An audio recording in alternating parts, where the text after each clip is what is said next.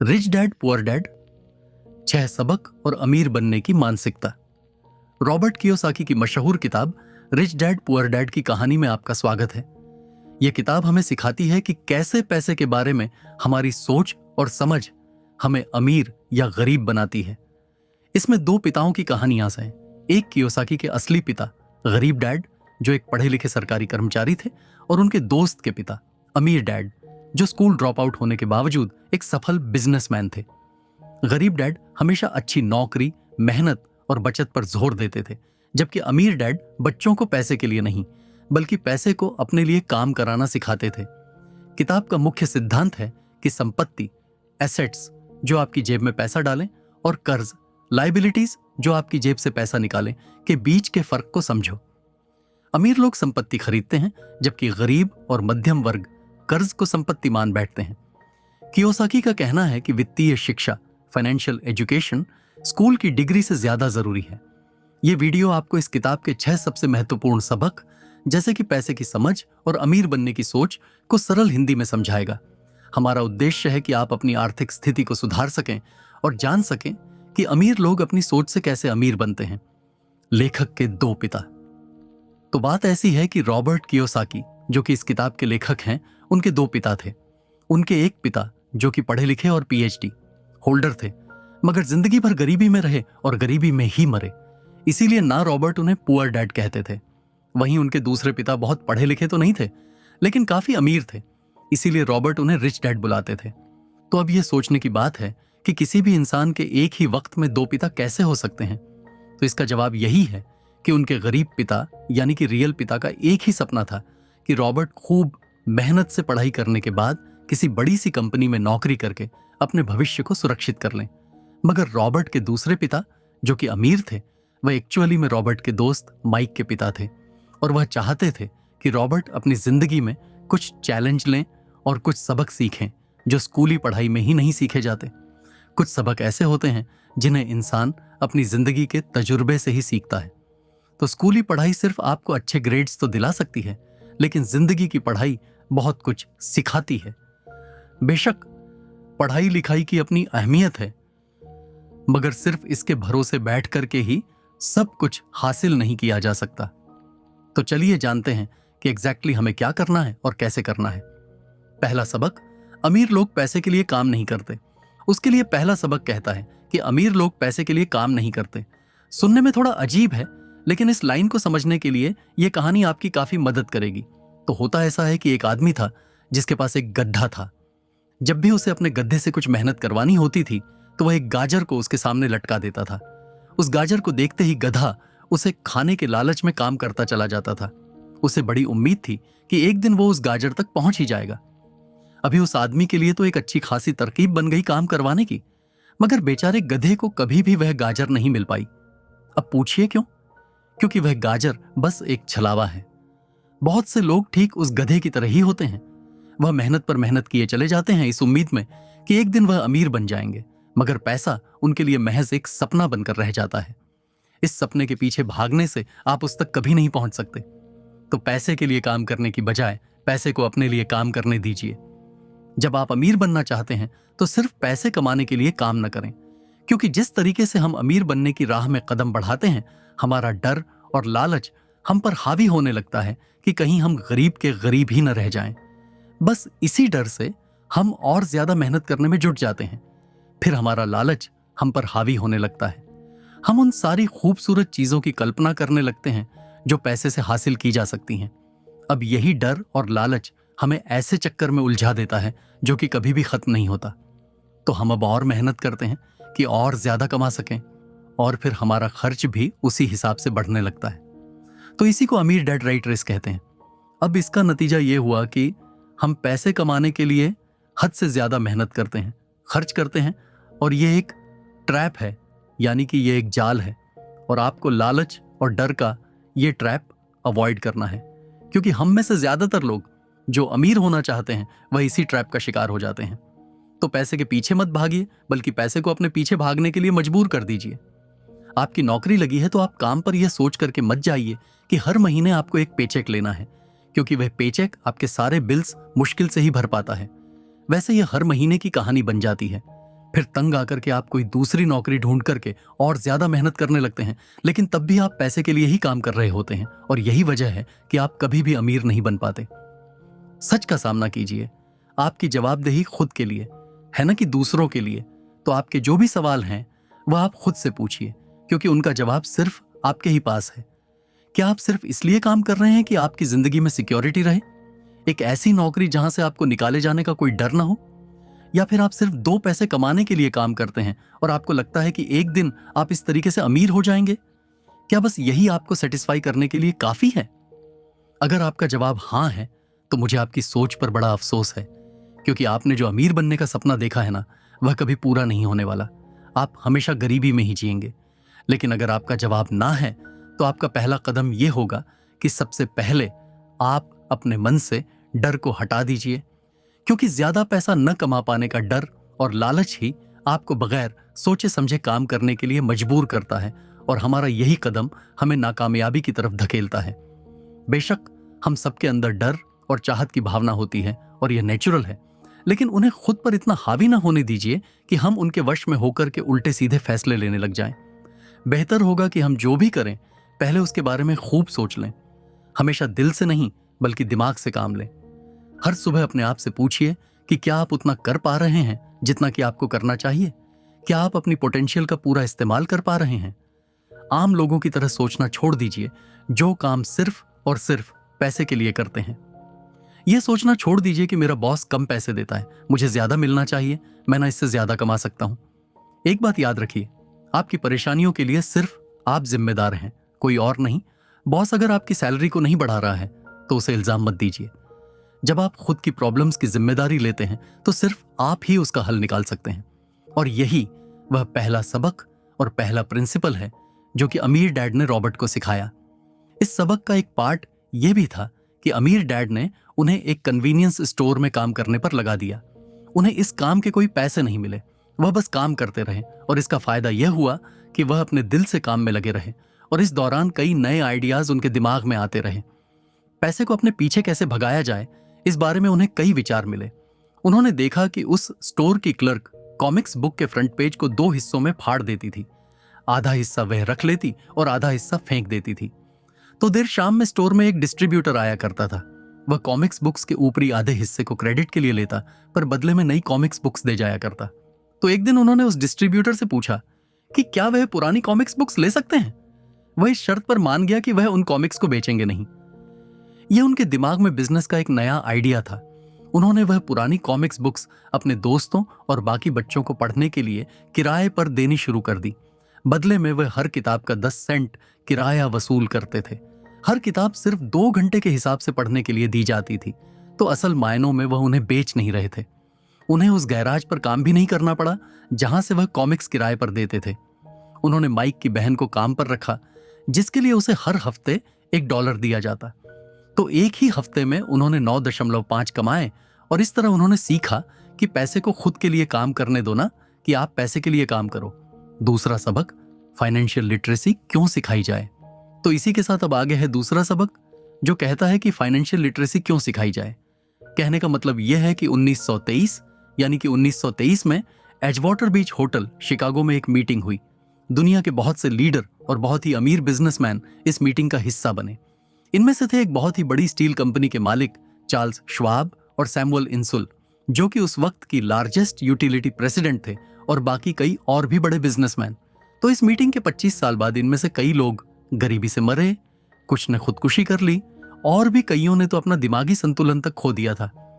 तो असल बात यह है कि लोग पैसे कमाने में इतने मशगूल हो जाते हैं कि वह यह खास बात सीखना भूल जाते हैं कि पैसे को रखा कैसा जाए।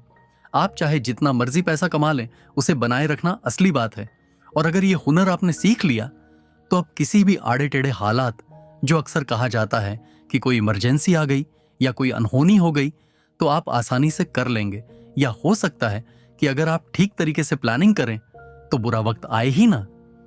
वैसे लॉटरी में मिलियन जीतने वाले लोग कुछ सालों तक तो मजे से जीते हैं, मगर फिर वापस उसी पुराने हालात में पहुंच जाते हैं। तो अधिकतर लोगों के सवाल होते हैं कि अमीर कैसे बने या अमीर बनने के लिए क्या करें।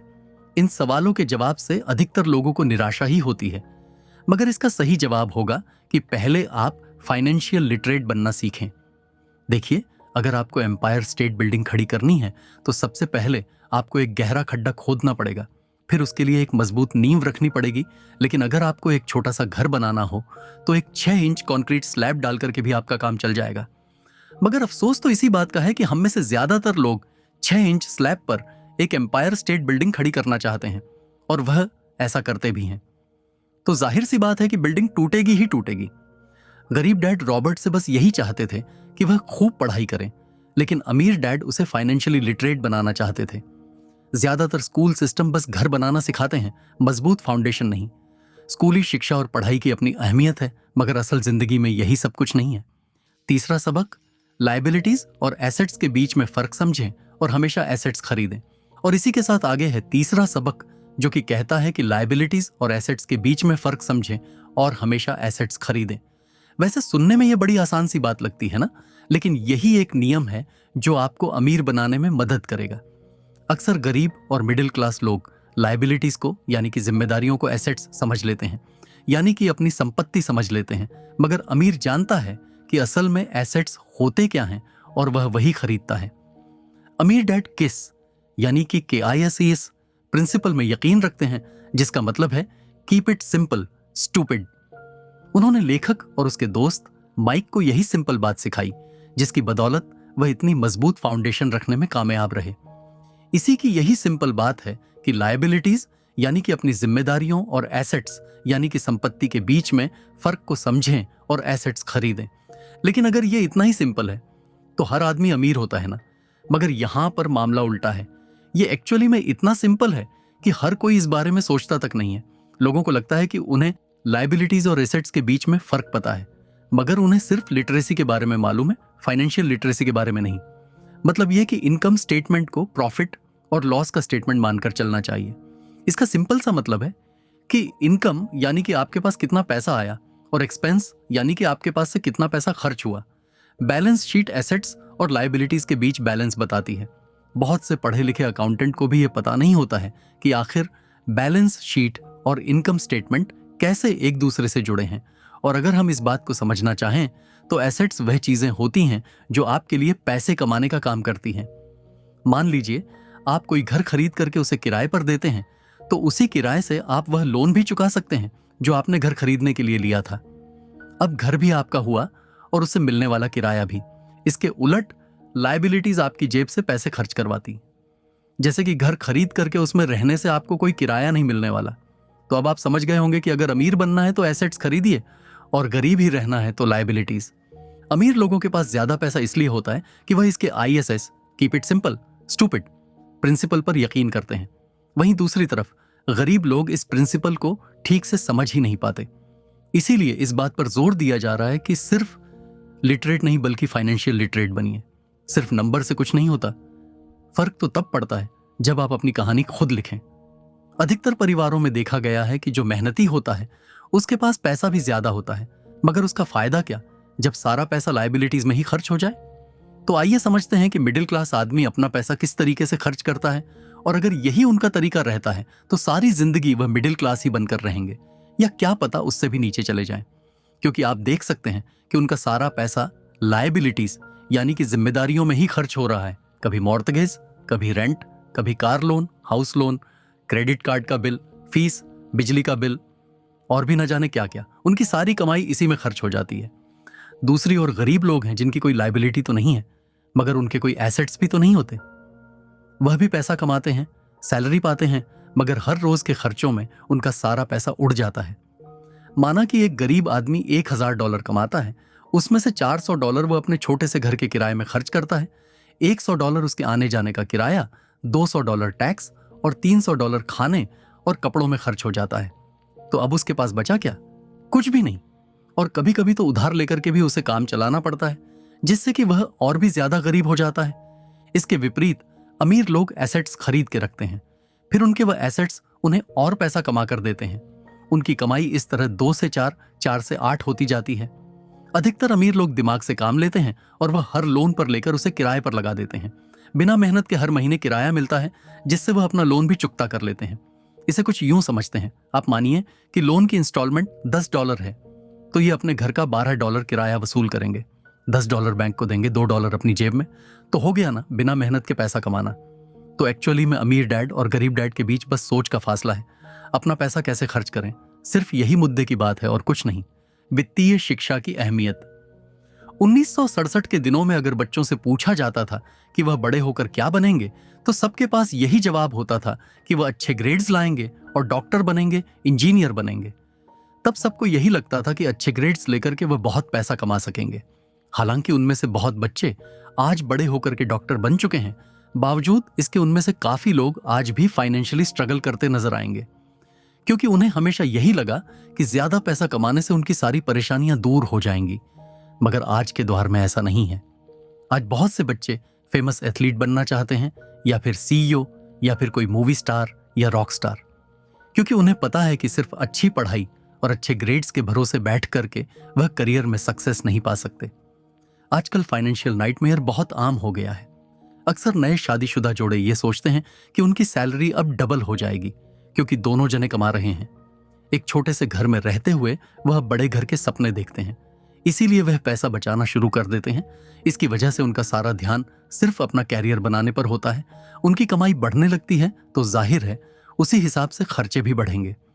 तो मुद्दा मामला ऐसा है कि अब जब आप फाइनेंशियल लिटरेट हुए बिना पैसा बनाते हैं या बिना सोचे समझे उसे खर्च करते हैं, तो होता यह है कि आप पहले से भी ज्यादा खर्चा करने लगते हैं। यह एक ऐसा चक्कर है जो फिर से चलता ही रहता है। नई जोड़े ने अब इतना पैसा कमा लिया है कि वह एक बड़ा घर खरीद सके। उन्हें तो यही लगेगा कि वह अब थोड़े अमीर हो गए हैं, मगर असलियत तो यह है कि बड़े घर के साथ उन्होंने नई लायबिलिटीज भी खरीद ली हैं। उनके कैश फ्लो में अब प्रॉपर्टी टैक्स का खर्च बढ़ गया है। अब उन्हें में एक नई गाड़ी भी चाहिए, फर्नीचर भी चाहिए, सब कुछ नया।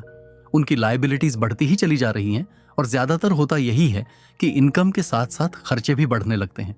फिर एक दिन अचानक इस सच्चाई का खुलासा होता है, मगर तब तक हम इस राइट रेस में बुरे तरीके से फंस चुके होते हैं।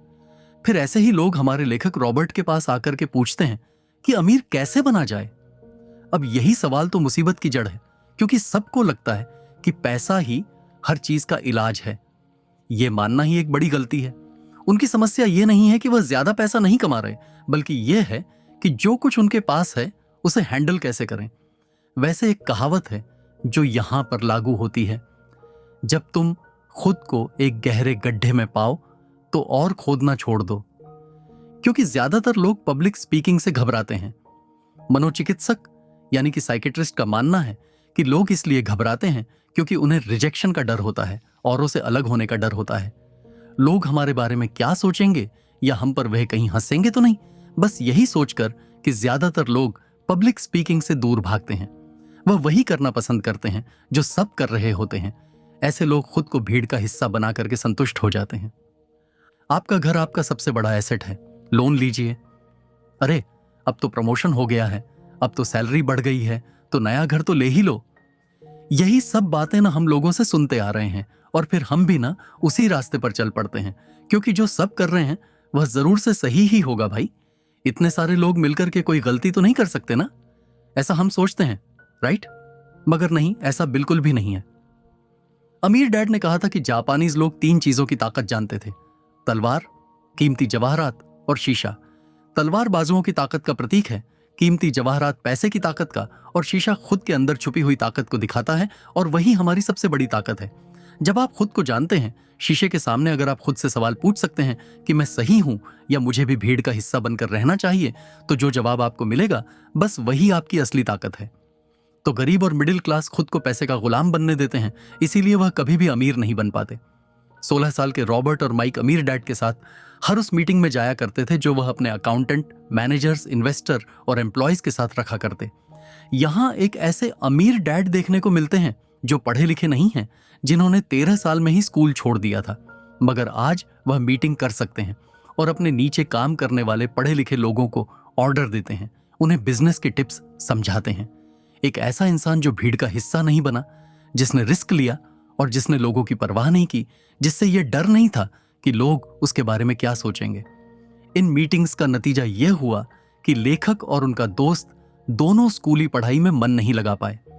जब भी उनकी टीचर कोई काम देती थी, उन्हें रूल्स के हिसाब से करना होता था, तो उन्हें एहसास हुआ कि स्कूली पढ़ाई किस तरीके से बच्चों की प्रतिभा को निखरने नहीं देती, उसे दबा देती है, उनकी क्रिएटिविटी को मारकर उन्हें एक सांचे में डालकर इस समाज का एक मशीनी हिस्सा भर बना देती है। और उन्हें टीचर की इस बात से भी इनकार था कि अच्छे ग्रेड्स लाकर के ही सक्सेसफुल और अमीर बना जा सकता है। वैसे एक दिन रॉबर्ट की अपने गरीब डैड से बहस हो गई। उनके पिता का मानना था कि उनका घर उनके लिए सबसे बेस्ट इन्वेस्टमेंट है, मगर वह एक राइट रेस में भाग रहे थे। उनकी इनकम और खर्चे बराबर ही थे। उन्हें पूरा करने के लिए उनके पास एक पल की भी फुर्सत नहीं थी। यही बात रॉबर्ट उन्हें समझाना चाह रहे थे कि उनके पिता के लिए वह घर एसेट नहीं बल्कि लायबिलिटी है। घर पर उनके पैसे खर्च हो रहे थे, बदले में मिल कुछ नहीं रहा था। यह बात उनके गरीब डैड नहीं समझ पा रहे थे। तो बस यही फर्क था गरीब और अमीर डैड के बीच में। खैर, उनकी बहस तो चलती रही। उन्होंने अपने गरीब पिता को बताया कि अधिकतर लोगों की जिंदगी लोन चुकाने में ही निकल जाती है। जिस घर को वह खरीदते हैं उसके लिए वह 30 साल तक लोन भरते हैं, फिर एक और बड़ा घर लेते हैं और अपना लोन रिन्यू कराते हैं। अब घर की कीमत भी उसी हिसाब से बढ़ेगी या नहीं, यह निर्भर करता है। कुछ लोग ऐसे भी हैं जिन्होंने घर खरीदने के लिए एक बड़ी रकम ली थी, जितनी घर की कीमत नहीं थी उससे ज्यादा कर्ज उनके सर पर चढ़ गया। इसका सबसे बड़ा नुकसान लोगों को यह होता है कि वह बाकी जगह इन्वेस्टमेंट नहीं कर पाते, क्योंकि उनका सारा पैसा उस घर पर लगा है। उन्हें कभी इन्वेस्टमेंट करने का मौका ही नहीं मिल पाता और ना ही वह इस बारे में कुछ सीख पाते हैं, और इसी तरीके से कई एसेट्स उनके हाथों से निकल जाते हैं। अगर इसके बदले लोग सिर्फ एसेट्स पर ध्यान दें तो उनका फ्यूचर कहीं ज्यादा बेहतर हो सकता है। अब उदाहरण के लिए रॉबर्ट की पत्नी के पेरेंट्स एक बड़े से घर में शिफ्ट हो गए। उनका सोचना था कि अपने लिए बड़ा और नया घर लेना एक सही फैसला है, क्योंकि बाकियों की तरह उन्हें भी घर लेना एक एसेट लगता था। अगर वह यह जानकर के हैरान रह गए कि उस घर का प्रॉपर्टी टैक्स $1000 था। यह उनके लिए बहुत ही बड़ी कीमत थी, और क्योंकि वह रिटायर हो चुके थे तो इतना पैसा टैक्स के रूप में भरना उनके रिटायरमेंट बजट के बाहर था। बेशक हम ये नहीं कह रहे कि आप एक नया घर ना लें, बल्कि हम समझाना चाहते हैं कि जितने पैसे से आप एक बड़ा घर लेंगे उतने पैसे आप किसी एसेट में इन्वेस्ट करें तो बेहतर होगा। आपका एसेट आपके लिए कमाई करेगा और कुछ ही समय के बाद आपके पास इतना पैसा होगा कि आप आसानी से मनपसंद घर ले पाएंगे, और वह भी बिना किसी लोन के। तो अब सवाल यह है कि अमीर और ज्यादा अमीर क्यों होते रहते हैं, वहीं मिडिल क्लास आगे क्यों नहीं बढ़ पाते? इसके पीछे भी ना एक वजह है, और कारण एकदम सिंपल है। अमीर एसेट खरीदते हैं जो कि उनका पैसा दुगना करता रहता है। उस पैसे से उनके सारे खर्चे मजे में निपट जाते हैं। और मिडिल क्लास क्या करते हैं, वह तो बस महीने की एक तारीख का इंतजार करते हैं। जब उनकी सैलरी आई तो सारी की सारी सैलरी तो खर्चों को पूरा करने में खत्म हो जाती है। तो इन्वेस्टमेंट कहां से होगा? और फिर जब सैलरी बढ़ती है तो उस पर टैक्स भी बढ़ जाता है, और उसी हिसाब से बाकी खर्चे भी, और फिर अंत में ही राइट रेस चलती रहती है। कर्ज, वेल्थ और एसेट क्रिएशन, रॉबर्ट कियोसाकी के सबक। कहने का मतलब यह है कि एक कर्ज में डूबा समाज जहां पर हम रहते हैं, मतलब यह है कि अपने घर को एसेट समझना ही वह रीजन है जो कि हमें कर्ज के बोझ तले दबाती है। आज यही अधिकतर लोगों की सोच है। अगर सैलरी बढ़ी है तो लोग सोचते हैं कि अब वह बड़ा सा घर ले सकते हैं, क्योंकि उन्हें यह अपने पैसे का सही इस्तेमाल लगता है। इसके बदले अगर वह पैसा सही जगह लगाया जाए तो उनकी जिंदगी हमेशा के लिए बदल सकती है। लेकिन ऐसा हो नहीं पाता, क्योंकि उनका सारा वक्त हाड़ तोड़ मेहनत करने में चला जाता है। अपनी नौकरी को सेफ जोन समझ करके वे उससे अलग कुछ सोच ही नहीं पाते, और साथ ही उन पर कर्ज का इतना बोझ होता है कि वह नौकरी छोड़ने का रिस्क ले ही नहीं सकते। अब जरा खुद से सवाल कीजिए कि आज आप नौकरी छोड़कर बैठ जाते हैं तो कितने दिन आपका गुजारा चलेगा? क्योंकि अगर आप फाइनेंशियली लिटरेट नहीं हैं, अगर आपने सारी उम्र सिर्फ सैलरी के भरोसे ही काटी है और एसेट्स के बदले आपने लायबिलिटीज पाल ली हैं, तो यकीनन आपकी जिंदगी बहुत ही कड़ी चुनौती है। नेटवर्थ बनाम वेल्थ, सिर्फ नेटवर्थ के भरोसे आपका काम नहीं चल सकता। नेटवर्थ बताता है कि आपके पास वाकई में कितना पैसा है, चाहे वह गैराज में पड़ी पुरानी कार के रूप में ही क्यों ना हो, अब भले ही वह कार कुछ काम की ना हो। जबकि वेल्थ का मतलब है कि आपके पास जो पैसा है उससे आप कितना और पैसा कमा रहे हैं। जैसे कि मान लीजिए कि आपके पास कोई एसेट है जिससे हर महीने मुझे $3000 की कमाई हो जाती है, और हर महीने आपके $6000 खर्च होते हैं, तो मैं सिर्फ आधे महीने ही अपना गुजारा कर पाऊंगी। तो सोल्यूशन ये होगा कि अपने एसेट से मिलने वाले पैसे को आप बढ़ा दें। जब वह $6000 आपको मिलने लगेगा तो आप रातों रात अमीर नहीं हो जाएंगे, मगर इस तरह आप वेल्थी होने लगेंगे। अब अगर आप अचानक नौकरी छोड़ते भी हैं तो आपके एसेट्स आपका सारा खर्च कवर कर लेंगे। आप वेल्थी तभी बन पाएंगे जब आपके खर्च आपके एसेट्स की ग्रोथ से कम रहें। चौथा सबक, अपने काम से काम रखें। और इसी के साथ आगे है चौथा सबक जो कहता है कि अपने काम से काम रखें। दुनिया की सबसे बड़ी फूड चेन मैकडोनाल्ड के फाउंडर रे क्रॉक की एक MBA क्लास में स्पीच थी। ये 1947 की बात है। उनकी यह स्पीच बड़ी ही शानदार थी। लोगों को प्रेरित करने वाली स्पीच के बाद जब MBA क्लास के स्टूडेंट्स ने कुछ वक्त उनके साथ बिताने की गुजारिश की तो वह उनके साथ बियर पीने चले गए। बातों बातों में रे ने अचानक एक सवाल किया कि क्या आप लोग जानते हैं कि मैं किस बिजनेस में हूं? अब यह बात तो सबको मालूम थी कि वह हैमबर्गर बेचते थे। इस बात पर वह हंसने लगे और बोले कि उनका असल बिजनेस तो रियल एस्टेट है, क्योंकि मैकडोनाल्ड के लिए हर लोकेशन का चुनाव सोच समझकर किया जाता है। जहां उसकी फ्रेंचाइजी है वह जमीन भी साथ ही बेची जाती है। तो इसका सीधा सा मतलब है कि मैकडोनाल्ड की फ्रेंचाइजी वाले को वह जमीन भी खरीदनी पड़ती थी। तो इस तरीके से यह एक रियल एस्टेट बिजनेस भी हुआ। यही सबक अमीर डैड ने रॉबर्ट को सिखाया कि अक्सर लोग खुद के लिए छोड़ करके बाकी सबके लिए काम करते हैं। वह टैक्स पे करके गवर्नमेंट के लिए काम करते हैं। वह उस कंपनी के लिए काम करते हैं जहां वह नौकरी करते हैं। बैंक का मॉर्टगेज देकर उसके लिए काम करते हैं। और यह सब इसलिए क्योंकि हमारा एजुकेशन सिस्टम ही ऐसा है। स्कूल हमें एम्प्लॉय बनना सिखाता है ना कि एम्प्लॉयर। जो आप पढ़ते हैं वही आप बनते हैं।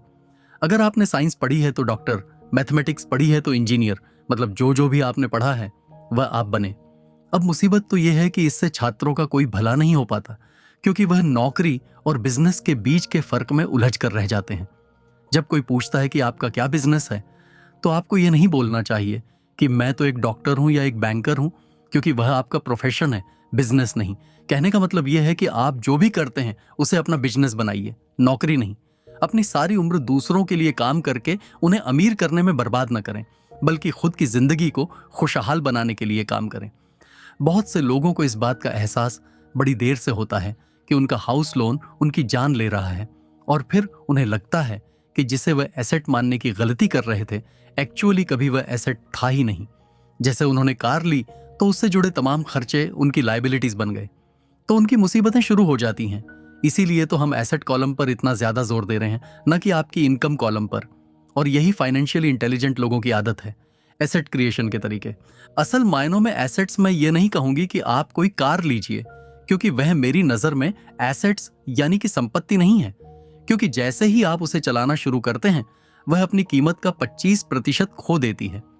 अब किस तरह के एसेट्स खरीदे जाने चाहिए, यहां हम आपको कुछ उदाहरण देते हैं। ऐसा बिजनेस जहां आपकी मौजूदगी जरूरी ना हो, जो दूसरे लोग आपके लिए चलाएं, क्योंकि आप वहां पर ज्यादा वक्त देंगे तो वह बिजनेस नहीं, नौकरी होगी। दूसरा है रियल एस्टेट पर पैसा लगाएं। तीसरा है स्टॉक और बॉन्ड खरीदें। तो जब एसेट खरीदें तो अपनी पसंद की चीजों पर पैसा लगाएं, क्योंकि आपका मन होगा तभी आप उस पर ध्यान दे पाएंगे। अगर उसमें आपकी रुचि होगी तो आप उसे बेहतर समझ पाएंगे। रॉबर्ट को रियल एस्टेट एंड स्टॉक्स में रुचि थी, खासकर छोटी कंपनीज में इन्वेस्ट करना। अपने अमीर डैड की सलाह पर उसने अपनी नौकरी कभी नहीं छोड़ी। वह जॉब करता रहा, साथ ही अपने एसेट कॉलम को बड़ा और मजबूत बनाता चला गया। एक पैसा भी जो आप कमाते हैं उसे बेकार ना जाने दें। अपने पैसे को अपना गुलाम मानकर चलिए, जो कि आपके लिए काम करे। आप लग्जरी खरीदना चाहते हैं, शौक से खरीदें, कोई बड़ी बात नहीं। मगर यह न भूलें कि अमीर और मिडिल क्लास में यही सोच का फर्क है। जहां मिडिल क्लास पैसा आते ही पहले लग्जरी में खर्च करेगा, वहीं अमीर आदमी उसे अंत में खरीदेगा। पांचवां सबक, अमीर पैसा इन्वेंट करते हैं। और इतना समझ लेने के बाद अब अगले सबक में आप अमीर लोगों के सबसे बड़े सीक्रेट के बारे में जानेंगे। तो पांचवां सबक कहता है कि अमीर पैसा इन्वेंट करते हैं। अलेक्जेंडर ग्राहम बेल ने टेलीफोन इन्वेंट करने के बाद उसे पेटेंट कर दिया था। इनका बिजनेस बढ़ा और संभालने में मुश्किल होने लगी, तो वह वेस्टर्न यूनियन गए और उन्हें अपना पेटेंट और छोटी सी कंपनी $1 लाख में बेचने की पेशकश की। उस वक्त की वेस्टर्न यूनियन के प्रेसिडेंट ने पेशकश को ठुकरा दिया। उन्हें ये दाम कुछ ज्यादा ही लग रहे थे। और फिर उसके बाद एक बड़ी कंपनी AT&T का जन्म हुआ। रॉबर्ट 1984 से प्रोफेशनल तौर पर पढ़ा रहे हैं। एक चीज जो हजारों लोगों को पढ़ाने के बाद उन्होंने जानी, तो वह यह कि उन सब लोगों में पोटेंशियल था, बल्कि हर एक इंसान में पोटेंशियल है जो कि हमें महान बना सकती है। इसके बावजूद जो हमें रोकता है वह है खुद पर डाउट रखना। स्कूल छोड़ने के बाद हमें पता चलता है कि जिंदगी में आगे बढ़ने के लिए सिर्फ ग्रेड्स ही काफी नहीं होते। जैसे सिर्फ स्मार्ट लोग ही आगे नहीं बढ़ते, बल्कि वे बढ़ते हैं जो कि बोल्ड भी होते हैं। यह सच है कि फाइनेंशियल जीनियस होने के लिए इसकी नॉलेज भी होनी चाहिए, मगर साथ ही हिम्मत और बोल्डनेस भी चाहिए। ज्यादातर लोग पैसे के मामले में कोई रिस्क नहीं लेना चाहते, मगर अमीर होने के लिए आपको रिस्क लेने ही पड़ेंगे, क्योंकि हो सकता है कि आने वाले सालों में एक नया बिल गेट्स पैदा हो या अगला अलेक्जेंडर, और बाकी शायद दिवालिया बनकर गरीब हो जाएं। अब यह आपकी मर्जी है, आप इनमें से क्या बनना चाहते हैं। अगर आप अपना फाइनेंशियल आईक्यू बढ़ाते हैं तो बहुत कुछ हासिल कर सकते हैं, और अगर नहीं तो आने वाले साल और भी डरावने हो सकते हैं, क्योंकि हर पुराना जाता है तो नया आता है। तो जो आज है वही सबसे खुशहाल वक्त है। आज के दौर में लोग ज्यादा फाइनेंशियली स्ट्रगल कर रहे हैं क्योंकि उनकी सोच अभी भी पुरानी है। फिर वे अपनी गलती ना मानकर या तो अपने बॉस को इल्जाम देंगे या नई टेक्नोलॉजी को। जो कभी कल के दौर में एसेट था वही आज लायबिलिटी बन चुका है, तो आपको अपडेट रहने की जरूरत है।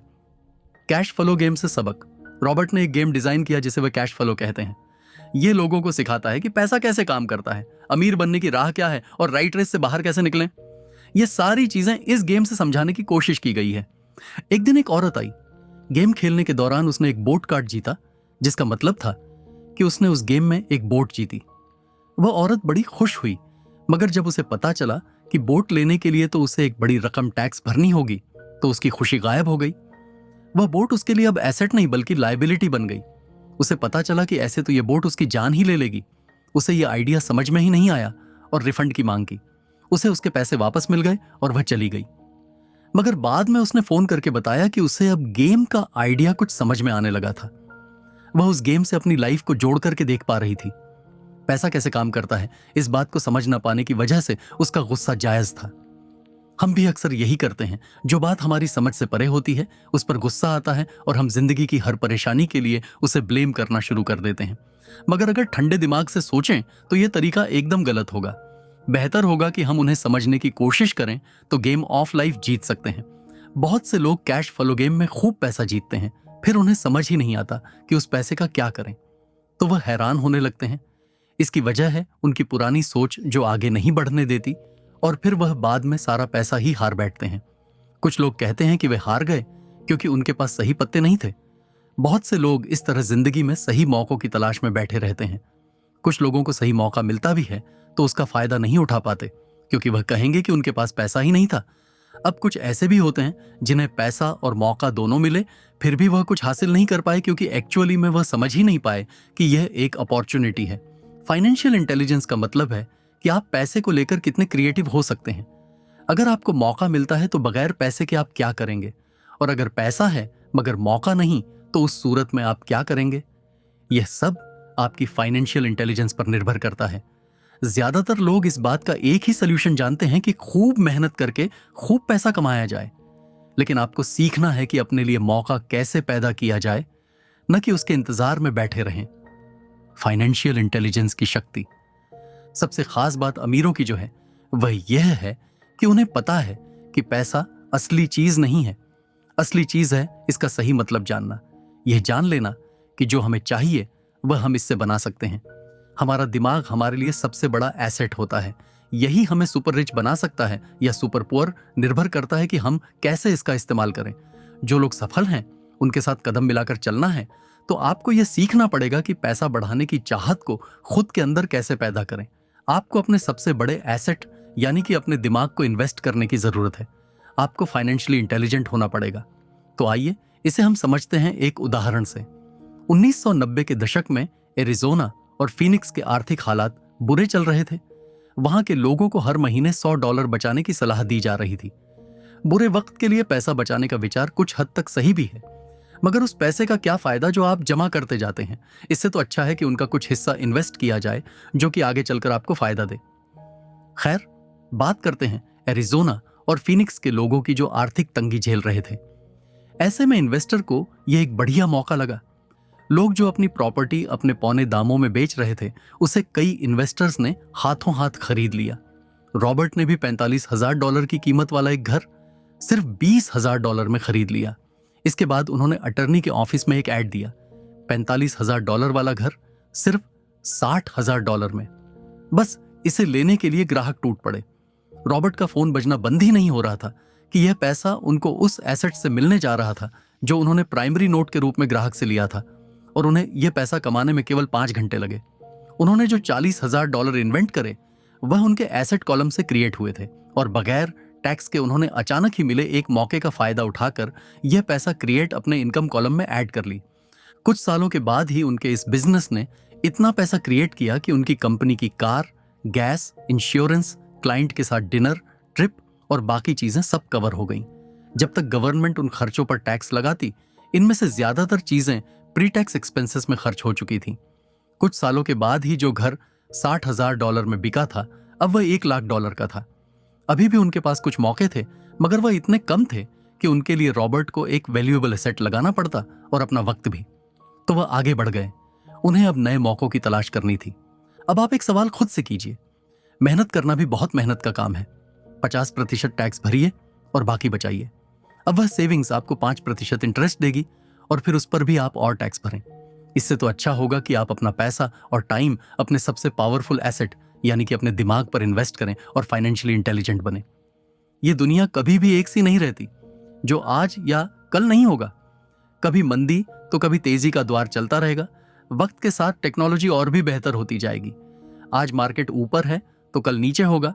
खासकर स्टॉक मार्केट तो हर रोज बदलता है, मगर इससे आपको क्या फर्क पड़ेगा अगर आप फाइनेंशियली इंटेलिजेंट हैं तो, क्योंकि आप तो हर हालात के लिए तैयार रहेंगे। आपको जिंदगी में बेशुमार मौके मिलेंगे जहां पर आप अपनी फाइनेंशियल इंटेलिजेंस का फायदा उठा सकते हैं। जरूरत है तो बस उन मौकों को लपकने की। प्रोफेशनल इन्वेस्टर बनने के लिए स्किल्स। अमूमन हम 2 तरह के इन्वेस्टर देख सकते हैं। पहले वह जो पैकेज इन्वेस्टमेंट खरीदते हैं, ये काफी आसान और बगैर झंझट का काम है। और दूसरे इन्वेस्टर जो अपने लिए खुद ही इन्वेस्टमेंट क्रिएट करते हैं, जिन्हें आप प्रोफेशनल कह सकते हैं, और जो जितना इन्वेस्ट करते हैं उससे कई गुना ज्यादा पैसा बना लेते हैं। यदि आप दूसरे प्रकार के इन्वेस्टर बनना चाहते हैं तो आपको खास तौर पर इन 3 स्किल्स को समझना होगा। पहली, ऐसी अपॉर्चुनिटी ढूंढिए जो बाकी न ढूंढ सके। आपका दिमाग वह देख सकता है जो बाकियों की आंखें भी नहीं देख पाए। दूसरी, पैसा बढ़ाइए। मिडिल क्लास जहां पैसे की जरूरत पड़ने पर केवल बैंक जाता है, वहीं दूसरे टाइप के इन्वेस्टर पैसा बढ़ाकर के कैपिटल रेज करते हैं और उन्हें हमेशा बैंक की जरूरत नहीं पड़ती। और तीसरी, स्मार्ट लोगों को ऑर्गेनाइज कीजिए। इंटेलिजेंट लोग वह होते हैं जो अपने से ज्यादा स्मार्ट लोगों के साथ मिलकर के काम करते हैं। इसीलिए इन्वेस्ट करने से पहले अपने इन्वेस्टमेंट एडवाइजर को चुनें। हालांकि यह सब कुछ ज्यादा लग सकता है, मगर इसके रिवॉर्ड्स बड़े ही शानदार हैं और जिंदगी में रिस्क बहुत है, लेकिन उन्हें हैंडल करना सीख करके ही आप अमीर बन पाएंगे। छठा सबक, सीखने के लिए काम करें, पैसे के लिए नहीं। और इसी के साथ आगे है छठवां सबक, सीखने के लिए काम करें, पैसे के लिए नहीं। तो बात ऐसी है कि एक बार एक जर्नलिस्ट ने रॉबर्ट का इंटरव्यू लिया था। रॉबर्ट उसके आर्टिकल पहले भी पढ़ चुके थे और उस जर्नलिस्ट के लिखने के स्टाइल से बहुत ही प्रभावित थे। इंटरव्यू जब पूरा हुआ तो उस जर्नलिस्ट ने रॉबर्ट को बताया कि वह एक मशहूर लेखिका बनकर उनकी ही तरह एक दिन फेमस होना चाहती है। तो रॉबर्ट ने उनसे पूछा, तो ऐसा क्या है जो उन्हें मशहूर होने से रोक रहा है? इस सवाल के जवाब में उस जर्नलिस्ट ने कहा, उनकी जॉब आगे नहीं बढ़ पा रही है। इस पर रॉबर्ट ने सुझाव दिया कि उस जर्नलिस्ट को कोई सेल्स क्लास ज्वाइन कर लेनी चाहिए। जर्नलिस्ट ने बताया कि उनकी एक दोस्त उन्हें पहले ही यह ऑफर दे चुकी है, मगर उन्हें यह छोटा काम लगता है। वह यह भूल गई थी कि रॉबर्ट खुद कभी सेल्स स्कूल जा चुके थे। तो इस बात का पॉइंट यह है कि अगर आपके पास कोई टैलेंट है जिसके दम पर आप कुछ पैसा कमाना चाहते हैं, तो आपका टैलेंट काफी नहीं होगा, क्योंकि उस टैलेंट को कैसे भुनाया जाए, जब तक आप ये बात नहीं जानते, आपका टैलेंट यूं ही बेकार है। जब तक आप उसे लोगों के सामने पेश करने का हुनर नहीं सीख जाते, आप कुछ नहीं कमा सकते। तो बेचने की कला सीखने में कोई शर्म की बात नहीं है। किसी भी सेल्समैन को इसके लिए शर्मिंदा नहीं होना चाहिए। एक तो सबसे बड़ा फर्क अमीर डैड और गरीब डैड के बीच में था, वह यह है कि गरीब डैड हमेशा नौकरी की चिंता करते थे कि जॉब हमेशा सिक्योर रहे, क्योंकि एक सेफ जॉब ही उनके लिए सब कुछ थी। जबकि अमीर डैड हमेशा सिर्फ और सिर्फ कुछ सीखने पर जोर देते थे। अमीर बनने के लिए आपको बहुत कुछ सीखना पड़ेगा। इसके अलग पहलू को देखें तो स्कूल हमें रिवॉर्ड करते हैं किसी एक ही खास चीज में महारत के लिए। इसका एक उदाहरण देखिए, जब डॉक्टर मास्टर की डिग्री लेते हैं तो उसके बाद किसी एक स्पेशल फील्ड में डॉक्टरेट करते हैं, जैसे कि पीडियाट्रिक या कुछ और। मतलब एक छोटे से विषय पर उन्हें बहुत पढ़ना पड़ता है उस फील्ड में महारत के लिए, और यही उनका रिवॉर्ड होता है।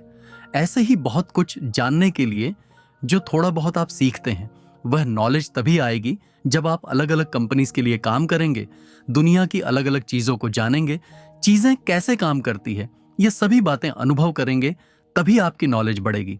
शायद यही वजह थी कि अमीर डैड छोटे रॉबर्ट और माइक को अपने साथ लेकर जाते थे जब वे अपने डॉक्टर, अकाउंटेंट्स, लॉयर या किसी प्रोफेशनल से मिलने जाते। जब रॉबर्ट ने मरीन कॉर्प्स ज्वाइन करने के लिए अपनी हैपिंग जॉब छोड़ी तो उसके गरीब मगर पढ़े लिखे पिता समझ नहीं पा रहे थे कि रॉबर्ट ने ऐसी शानदार नौकरी क्यों छोड़ी। वे गलत तरह से इस फैसले से सख्त निराश हुए। रॉबर्ट ने उन्हें समझाने की हर मुमकिन कोशिश की कि उनका ऐसा करना क्यों जरूरी था, मगर उन्हें तो ये बात हजम ही नहीं हो रही थी। रॉबर्ट ने उन्हें कहा कि वह सीखना चाहते हैं कि खुले आसमान में कैसे उड़ें। उन्हें जानना था कि वर्कर्स की टीम को कैसे हैंडल किया जाए। किसी भी कंपनी को अपने बलबूते पर चलाना कितना मुश्किल काम है। रॉबर्ट ये सब सीखना चाहते थे। वियतनाम से लौटने के बाद रॉबर्ट ने अपनी जॉब से रिजाइन कर दिया और जेरोक्स कॉर्प्स को ज्वाइन कर लिया। उन्हें यह नौकरी किसी फायदे के लिए नहीं चाहिए थी। वह इतने शर्मीले थे कि किसी को कुछ भी बेचने के ख्याल से ही उन्हें पसीना आ जाता। अपनी इसी कमी को दूर करने के लिए उन्होंने जेरोक्स के सेल्स ट्रेनिंग प्रोग्राम की शिक्षा ली। इसके बाद रॉबर्ट ने खुद अपनी कंपनी की शुरुआत की और अपना पहला शिपमेंट भेजा। वे अगर इसमें नाकामयाब रहते तो पक्का दिवालिया हो जाते, लेकिन उन्होंने ये रिस्क लिया और अपने अमीर डैड की सीख को याद रखा कि बेशक आप 30 की उम्र से पहले दिवालिया होने का रिस्क ले सकते हो, क्योंकि इस उम्र में आपको रिकवर होने का मौका भी मिल जाता है। ज्यादातर एम्प्लॉय अपने वर्कर्स को इतना तो पे करते हैं कि वह काम छोड़कर न जाएं, और ज्यादातर वर्कर भी जी फाड़ करके इसलिए मेहनत करते हैं कि वह काम से निकाले न जाएं। इसीलिए तो उन्हें सिर्फ अपनी सैलरी और कंपनी से मिलने वाले फायदों से ही मतलब होता है। इस सोच के साथ उनके कुछ साल तो बढ़िया गुजरते हैं, मगर यह लंबे समय तक काम नहीं करता। तो क्यों ना आप वह सब कुछ अब भी सीखें जो आप सीखना चाहते हैं, इससे पहले कि आप कोई खास प्रोफेशन अपने लिए चुनें। क्योंकि अगर एक बार आपने अपना प्रोफेशन चुन लिया तो आप हमेशा के लिए उसी में बंद कर रह जाएंगे। अगर आपको यह बुक समरी पसंद आया हो तो इसे लाइक करना ना भूलें, और अगर आप भी किताबों से कुछ नया सीखना चाहते हैं तो चैनल बुक संचार को सब्सक्राइब करें। फिर मिलेंगे नए बुक के में। धन्यवाद।